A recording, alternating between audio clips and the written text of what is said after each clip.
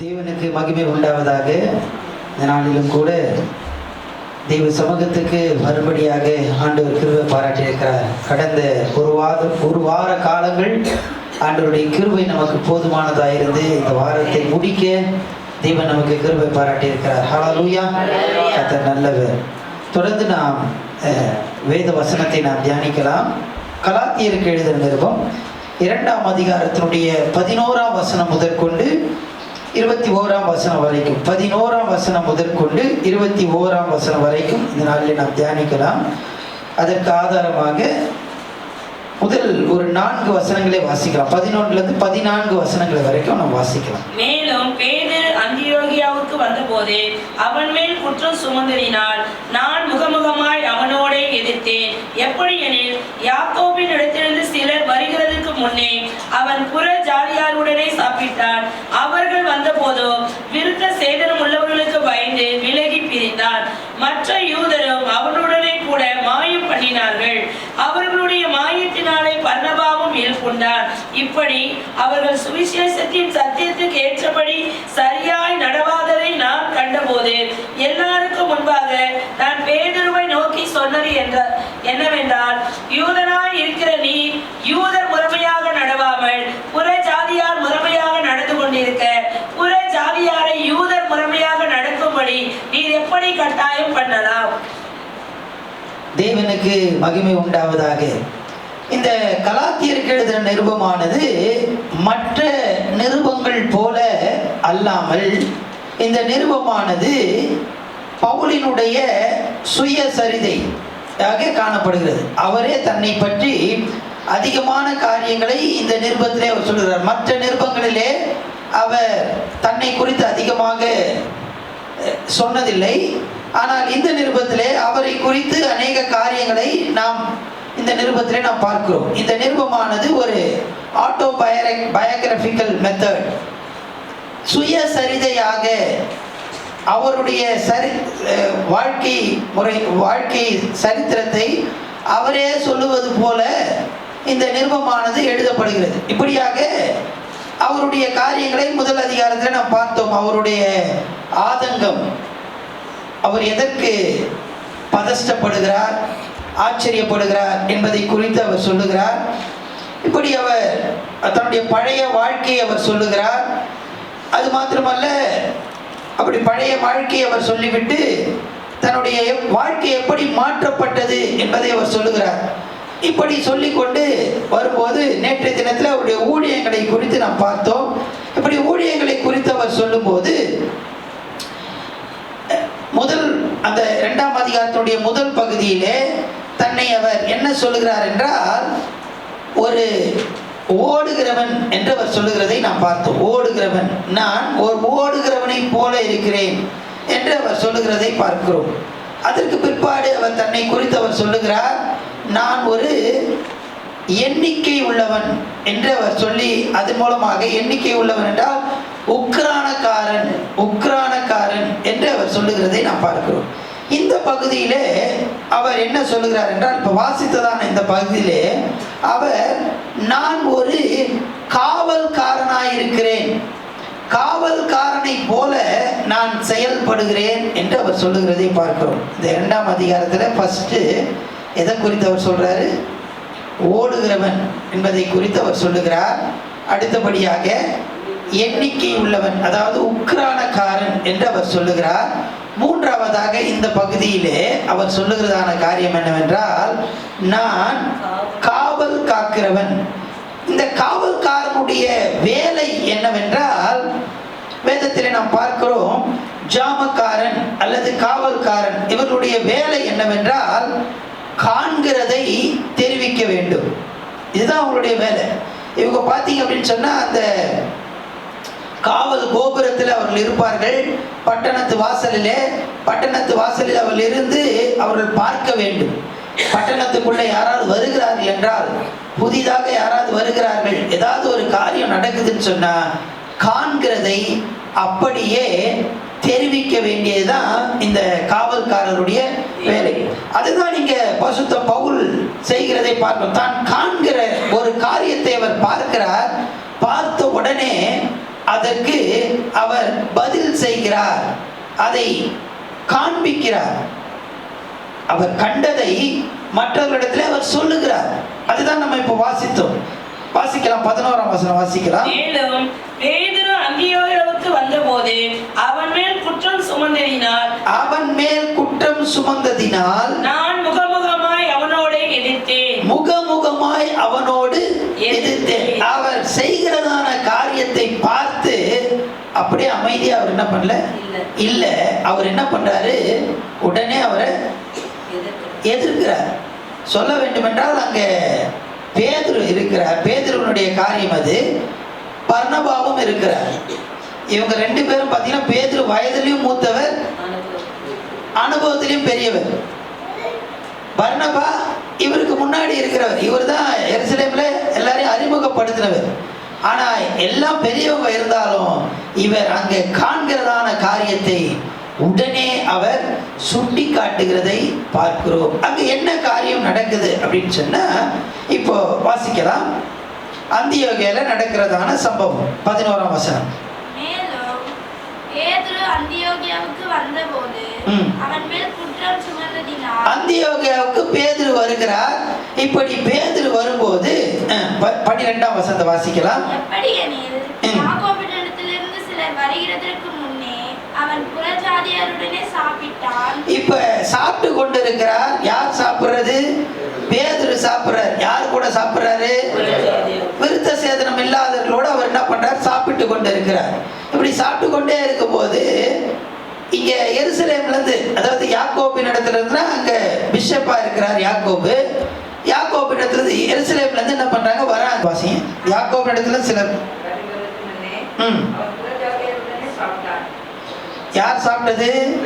பேதுரு சாப்பிட்டார். விருத்த சேதனம் இல்லாதவர்களோட சாப்பிட்டு கொண்டு இருக்கிறார். இவங்களுக்கு வந்த உடனே அவர் டக்குன்னு இலையை என்ன பண்றாரு, இழுத்துக்கின்னு நேரம் எங்க போயிட்டாரு? விருத்த சேதனம் பண்ணவங்களோட, யூதர்களோட போய் உட்கார்ந்து அவர் என்ன பண்றாரு, சாப்பிடுறாரு. ஏன் அப்படின்னா வந்தவங்க யாரு? யூதர்கள், விருத்த சேதனம் உள்ளவர்கள்.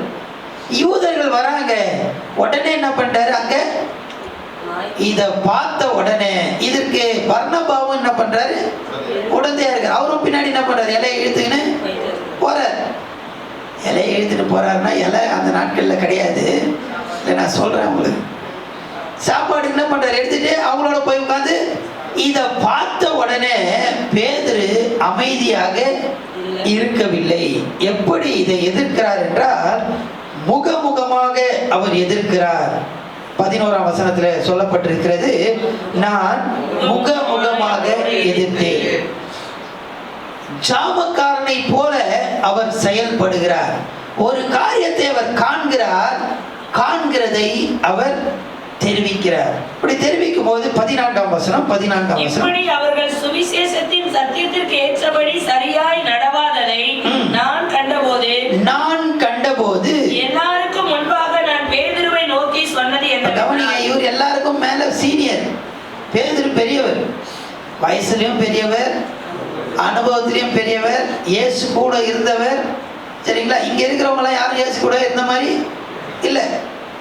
ஆனா அவர் இயேசுவுடனே இருந்தவர், அனுபவம் அதிகமானவர், வயசுலயும் பெரியவர். இப்ப என்ன பண்றாரு அப்படின்னு சொன்னா, பேதுருவை நோக்கி சொன்னது என்னவென்றால், யூதனாய் இருக்கிற நீர் யூதர் முறைமையாக நடவாமல் புற ஜாதியார் முறைமையாக நடந்து கொண்டிருக்க, புற ஜாதியாரை யூதர் முறைமையாக நடக்கும்படி நீர் எப்படி கட்டாயம் பண்ணலாம்? முகமுகமாக அவர் தான் கண்டதான ஒரு காரியத்தை இந்த இடத்துல நீங்க சரியா செய்யல, இது ரொம்ப தவறு அப்படின்றத முகமுகமா அவர் என்ன பண்றாரு, எதிர்க்கிறார். வயசுல பெரியவங்க தான், ஆனாலும் என்ன பண்றாரு, அதனால தாங்க நான் கூட என்ன பண்றேன், டைரக்டா டமால் டிமல் அடிக்கிறேங்க அப்படின்னு நீங்க சொல்லலாம். ஆனா நேரடியாக சொல்ல வேண்டிய இடத்துல நம்ம நேரடியாக சொல்ல வேண்டியது அவசியம். சில நேரத்தில் பார்த்தீங்கன்னா பெரிய ஒரு மேட்ரு இருக்கும், ஆனால் அதை என்ன பண்ணுவாங்க, அப்படியே பூசி, ஆமாம், அப்படியே மூடிடுவாங்க. அப்படி இல்லாதபடிக்கு இங்கே அவர் என்ன சொல்லுகிறார் என்றால், நான் ஒரு ஜாமக்காரனை போல இருக்கிறேன். கண்டதை நான் தெரிவிக்கிறேன் என்று அவர் சொல்லுகிறதை பார்க்கிறோம். இன்றைக்கு ஆண்டவர் ஜாமக்காரர்களை தேடிக்கொண்டிருக்கிறார். வாசிக்க வேண்டாம், எசேக்கியேல்ல நம்ம பார்க்கிறோம் 33 எடுத்து வாசிக்க வேண்டாம். அதில் பார்த்தீங்கன்னு சொன்னால் ஆண்டவர் இஸ்ரவேலுக்கு நான் உன்னை காவல்காரனாக ஏற்படுத்தினேன் என்று அவர் சொல்லுகிறார். நீ என்ன பண்ணணும்னு சொன்னா, நீ கண்டதை என்ன பண்ணணும்? தெரிவிக்கணும். அப்படி நீ தெரிவிக்கலன்னு சொன்னா அந்த ரத்த பழி யார் மேல சுமத்துவேன்? உன் மேல வந்துடும். நீ தெரிவிச்சிட்டேன்னா அந்த ரத்த பழி யார் மேல போயிடும்? அவங்க மேல. அந்த பழியை நான் அவங்க கிட்ட நான் என்ன பண்ணுவேன்? கேட்பேன். என்னுடைய வேலை என்னன்னா காண்கிறதை தெரிவிக்க வேண்டும். இன்றைக்கு தேவஜனமே, பவுல் தன்னை குறித்து அவர் சொல்லுகிறார், நான் எப்படிப்பட்டவனாய் இருக்கிறேன் என்றால் நான் ஒரு ஜாமக்காரன், காவல்காரன், காண்கிறதை தெரிவிக்கிறவனாக நான் இருக்கிறேன். என்ன பிரச்சனை? என்னோட பெரியவங்க நான் எப்படி சொல்றது? அதெல்லாம் அவர் என்ன பண்ணல. நீ யூதனா இருக்கிறப்பா, நீ யூதனா இருக்கிற, நீயே என்ன பண்ற? யூத முறைமையா நீ என்ன பண்ணல? நடவாமல். ஆமா, அவங்க மாதிரி நீ நடந்துட்டு, ஆனா நீ என்ன பண்ற? புறஜாதியர் என்ன பண்றனா யூத மாதிரி என்ன பண்ற? விருத்த சேதனம் பண்ண வேண்டும் என்று நீ என்ன பண்ற? கட்டாயப்படுத்துற. அப்ப பக்க வழியாய் வந்தவர்களுக்கும் உனக்கும் என்ன வித்தியாசம்? பக்க வழியாய் வந்தவங்க என்ன பண்றாங்க? இததான் சொல்றாங்க.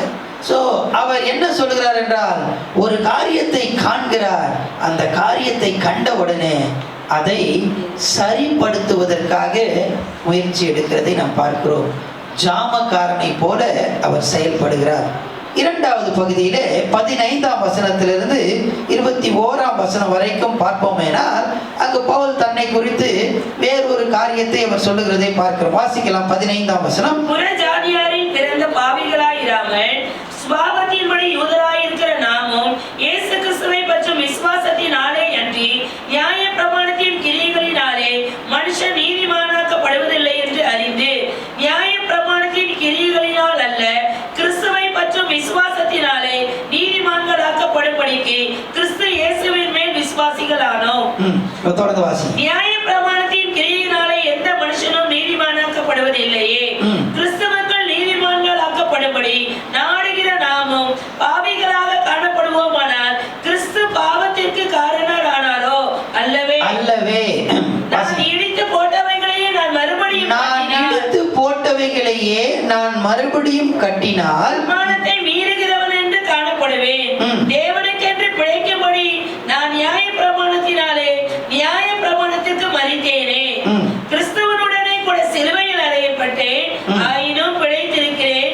இனி நான் அல்ல, கிறிஸ்துவே எனக்குள் பிழைத்திருக்கிறார். நான் இப்பொழுது மாம்சத்தில் பிழைத்திருக்கிறதோ என்னில் அன்பு கூர்ந்து எனக்காக தம்மை தாமே ஒப்புக் கொடுத்த தேவனுடைய குமாரனை பற்றும் விசுவாசத்தினாலே பிழைத்திருக்கிறேன். நான் தேவனுடைய கிருபையை விருதாவாக்குவதில்லை. நாம் தேவனுடைய கிருபையை விருதாவாக்குவதில்லை. நீதியானது நியாய பிரமாணத்தினாலே வருமானால் கிறிஸ்து மரித்தது வீணாயிருக்குமே. கிறிஸ்து மரித்தது வீணாயிருக்குமே. இங்கே பவுல் என்ன சொல்லுகிறார் என்றால், 18ஆம் வசனத்திலே, நான் இடித்து போட்டவைகளையே மறுபடியும் கட்டினார். அப்படி என்றால் பவுல் என்ன செய்திருக்கிறார்? இடிக்கிறவரா இருக்கிறார். டிஸ்ட்ராயர், அழிப்பவர், இடித்து போடுகிறவர். எதை அவர் இடித்து போட்டார் என்றால், இந்த நியாய பிரமாணத்தை,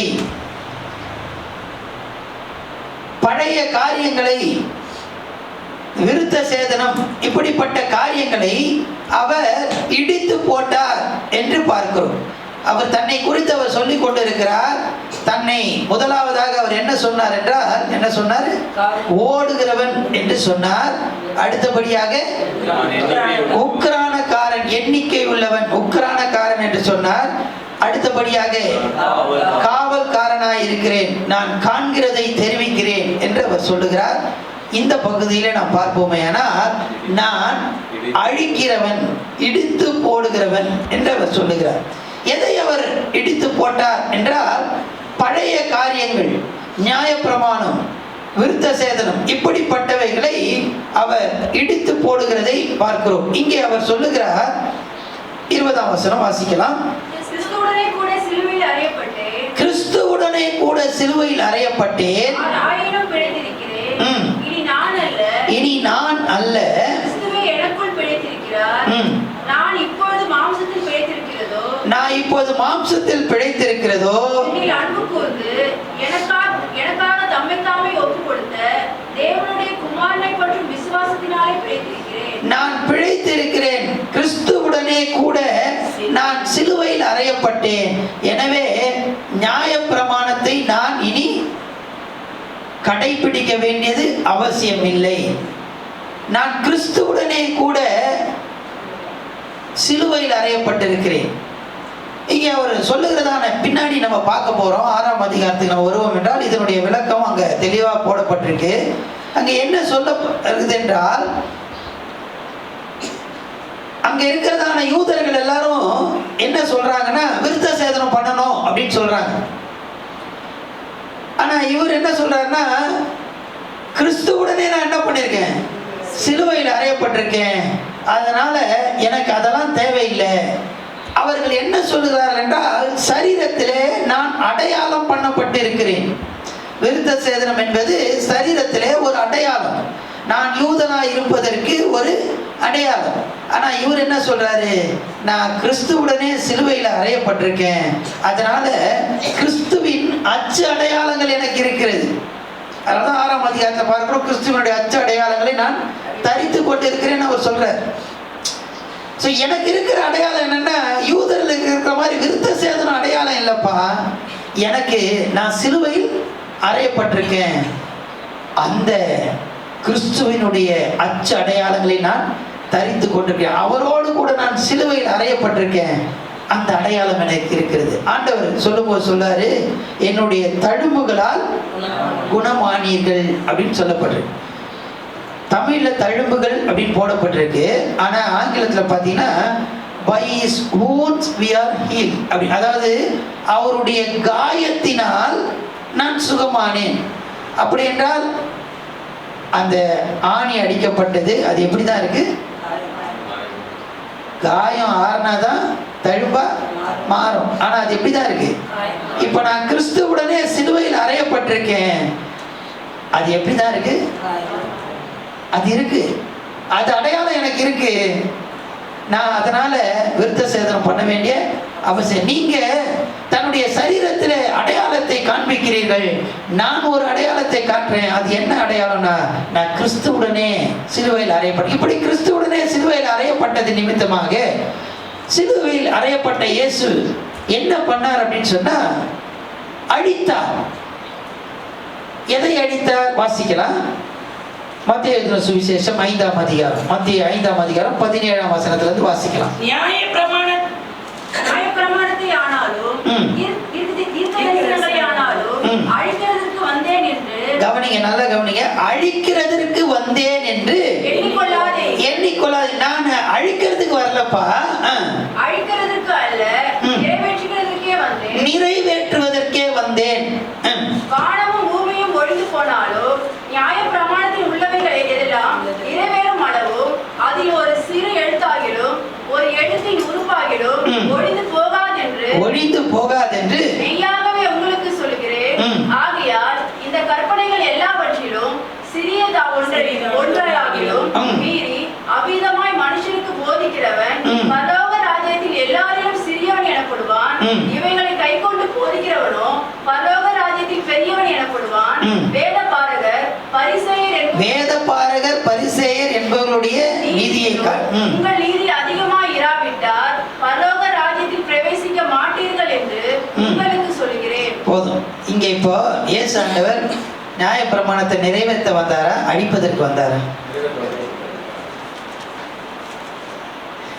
ஒரு பெரிய கேள்வி ஆயிடுச்சு. இப்போ கவனிங்க, இயேசு ஆண்டவர் நியாயப்பிரமாணத்தை அழிப்பதற்காக தான் வந்தார். கவனிங்க, அது எப்படின்னா அழிப்பதின் மூலமாக அவர் நிறைவேற்றினார். எப்படி நிறைவேற்றினார்? நியாயப்பிரமாணத்தை அழிப்பதின் மூலமாக நியாயப்பிரமாணத்தில் உள்ளவைகளை அவர் நிறைவேற்றினார். இது எப்படி அப்படின்னு சொன்னா அதுதான் இப்ப நம்ம வாசித்தோம். இப்ப கவனிங்க, வேத பாரகர் பரிசேயர் என்பவருடைய நீதியை காட்டிலும் உங்களுடைய நீதி அதிகமாக இருக்க வேண்டும் என்று ஆண்டவர் சொல்லுகிறார்.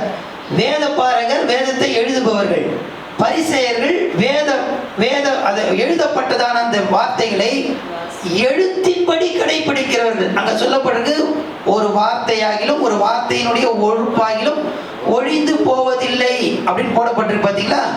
அந்த ஒரு புள்ளி கமா கூட மிஸ்டேக் இல்லாம அப்படியே கடைபிடிப்பவர்கள் தான் யாரு? பரிசேயர்கள். ஆனா ஆண்டவர் சொல்றாரு, அவர்களுடைய நீதியை காட்டிலும் உங்கள் நீதி என்ன பண்ணணும்? அதிகமா இருக்கணும். பரிசேயர்கள் என்ன பண்றாங்க? கடைபிடிக்கிறாங்க. ஆனா அது இல்லப்பா, அதை அழித்து நிறைவேற்றணும். எப்படிங்க அழித்து நிறைவேற்றுவது அப்படின்னு சொன்னா, நீங்க வீட்டுல போய் வாசித்து பாருங்க. அந்த கடைசி வரைக்கும் நீங்க வாசித்தீங்கன்னா ஒரு 6 இடத்துல நான் உங்களுக்கு சொல்லுகிறேன், நான் உங்களுக்கு சொல்லுகிறேன், நான் உங்களுக்கு சொல்லுகிறேன்னு இருக்கும். சரிங்களா? 22ஆம் வசனம், 28ஆம் வசனம், 32ஆம் வசனம், 34, 39, 44. நேரம் இல்லை, அதனால நான் வேகமா சொல்றேன். இது எல்லாத்துலயும் பாத்தீங்கன்னா நான் உங்களுக்கு சொல்லுகிறேன், நான் உங்களுக்கு சொல்லுகிறேன். இதுக்கு முன்னாடி இருக்கிற வசனத்தெல்லாம் நீங்க பார்த்தீங்கன்னா ஒரு காரியத்தை சொல்லிட்டு, பரிசேயர் செய்கிறதான ஒரு காரியத்தை சொல்லிட்டு அடுத்து சொல்லுவார் நான் உங்களுக்கு சொல்லுகிறேன். அங்க அவர் சொல்றதான காரியம் என்னன்னா, பரிசேயர் எதற்கு கவனம் செலுத்துகிறாங்கன்னா செயல்பாடுகளிலே கவனத்தை செலுத்துகிறார்கள். ஆக்ஷன், செயல்பாடுகள். அவங்க என்ன கொலை செய்ய மாட்டாங்க, விபச்சாரம் செய்ய மாட்டாங்க. ஆனா இவர் ஆண்டவர் என்ன சொல்றாருன்னா, நீங்க அதெல்லாம் செய்றீங்கப்பா, அதை காட்டிலும் அதிகமா செய்யணும். இப்போ கொலை செய்யறதோட அதிகமா செய்யணும்னா என்னது? கொலை செய்யாம இருப்பது ஓகே, உங்களுடைய நீதி அதை காட்டிலும் அதிகமா இருக்கணும். அப்படின்னா ஆட்டிடியூடு, அங்கதான் அவர் சொல்றார், உங்களுடைய action is not important, your attitude is more important than your action. அதுதான் அவர் சொல்லுகிறதான காரியம். அதாவது உங்களுடைய செயல்பாடுகளில் நீங்க முக்கியத்துவம் கொடுக்குறீங்கப்பா. நியாயப்பிரமாணம் சொன்னதை நான் செய்யறேன், நியாயப்பிரமாணம் சொன்னதை நான் செய்யறேன் அப்படின்னு சொல்லி நீங்க சொல்றீங்க. அது முக்கியம் அல்ல, உங்களுடைய மனநிலைமை முக்கியம். ஆட்டிடியூட் ரொம்ப முக்கியம்.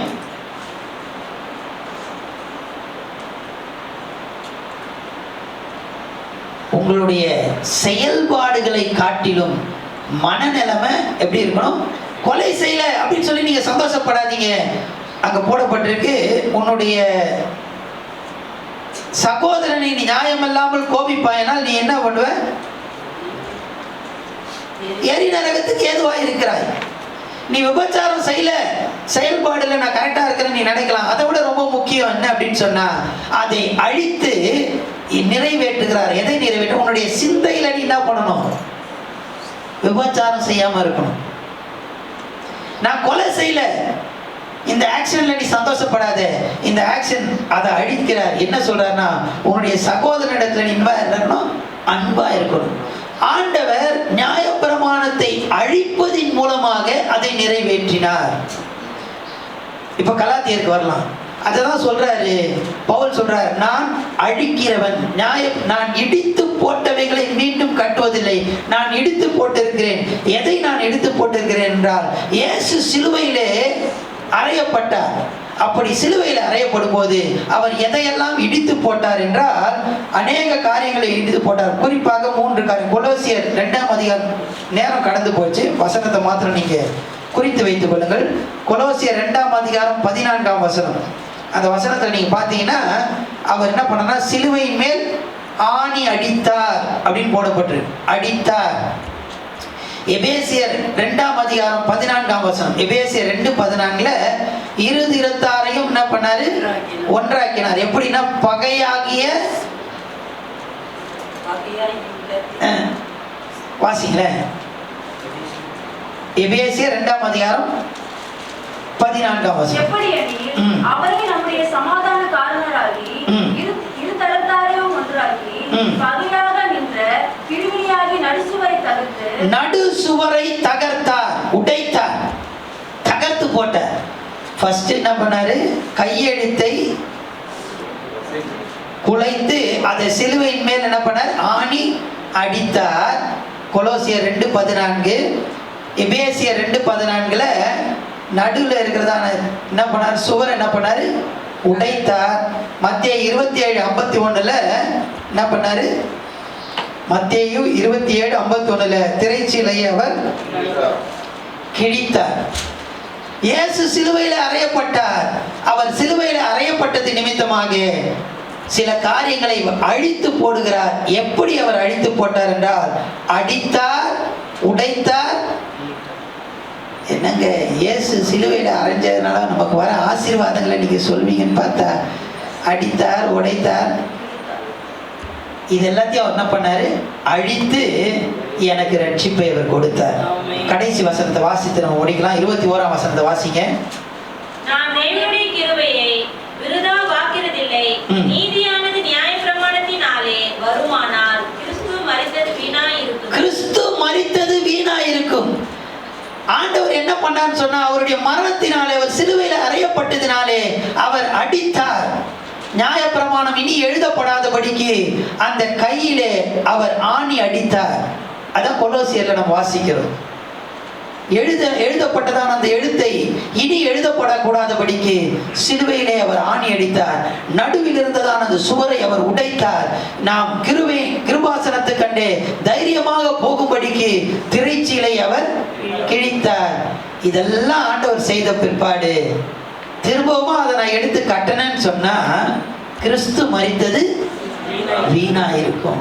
எனவே பரிசுத்த பவுல் சொல்லுகிறார், நான் இயேசு சிலுவையிலே அறைந்த போது எதையெல்லாம் அழித்து போட்டாரோ, நானும் அவைகளை என்ன பண்றேன், அழித்து போடுகிறவனாய் காணப்படுகிறேன். இந்த அதிகாரத்திலே பரிசுத்த பவுல் தன்னை குறித்து 4 காரியங்களை அவர் சொல்லுகிறார்.